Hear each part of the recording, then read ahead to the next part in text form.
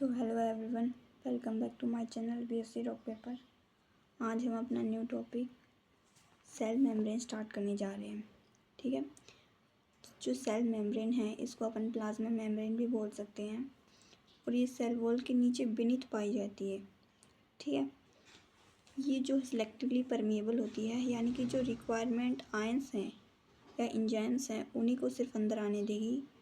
जो रिक्वायर नहीं है आयंस और एंजाइम्स उसको अंदर नहीं आने देगी।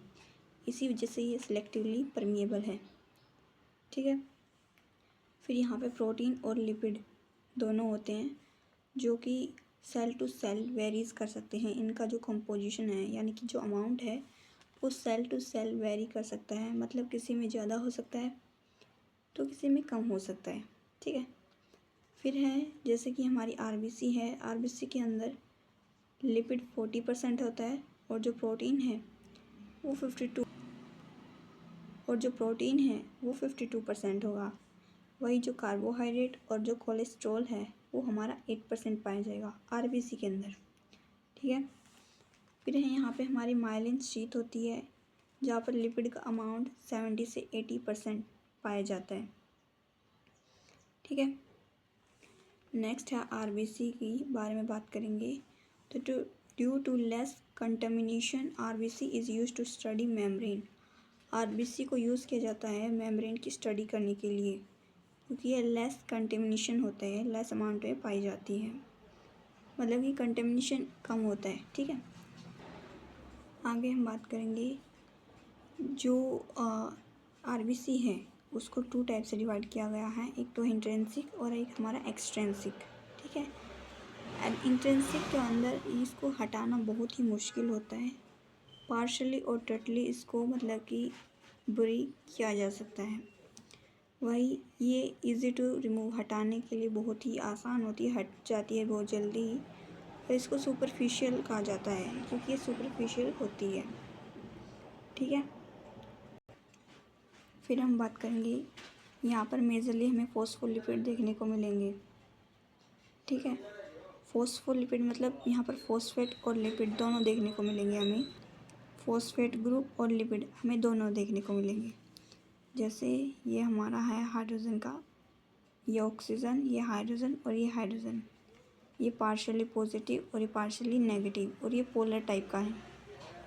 ठीक है, फिर है ये देखिए फॉस्फेट ग्रुप। फॉस्फोलिपिड की ऐसी शेप होती है, ये जो हेड है और ये हमारी टेल। ठीक है, जो हेड है ये पोलर टाइप का होता है, मतलब हाइड्रोफिलिक।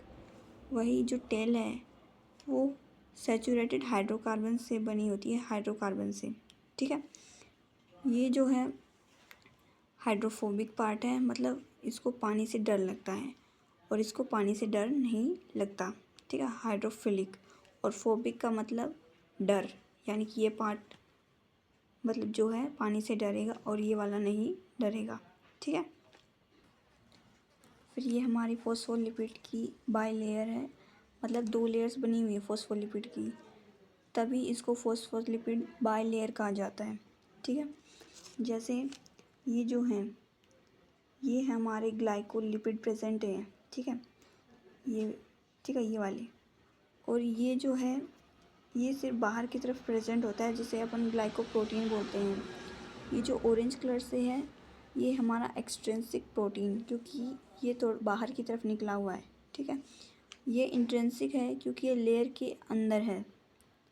ठीक है, प्रोटीन। फिर हम बात करेंगे ये जो बड़ा सा है, ठीक है, यहाँ से आयंस जो है वो हमारे एंटर करते हैं, ये पोलर रीजन होता है। ठीक है, ये जो छोटे छोटे हैं ये हमारे कोलेस्ट्रॉल प्रेजेंट हैं, यहाँ पे मेम्ब्रेन स्टेबलाइज करने का काम करेंगे।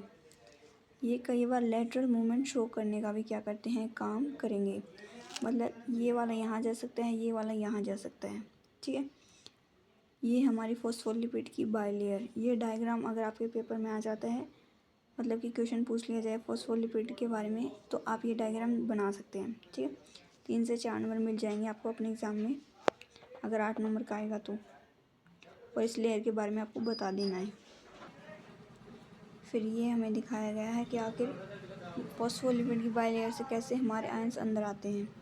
जैसे वो सिंपली तरीके से अंदर आएंगे डिफ्यूज़न के थ्रू।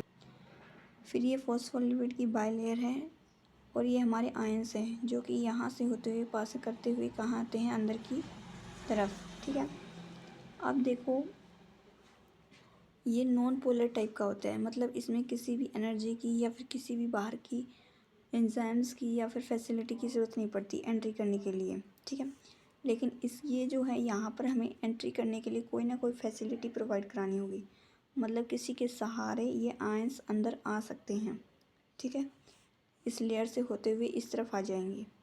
ठीक है, अब ये जो है फॉस्फोलिपिड का ये वाली जो हिस्सा है, इसके अंदर जैसे ये आयंस यहाँ से होते हुए इस तरफ आएंगे तो हमें एटीपी यानी कि एनर्जी की ज़रूरत पड़ेगी।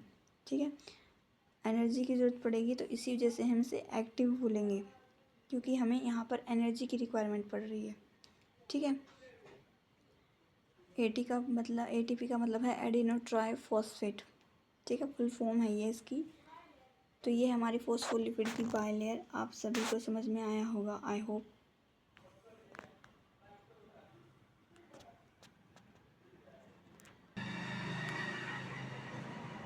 Thank you.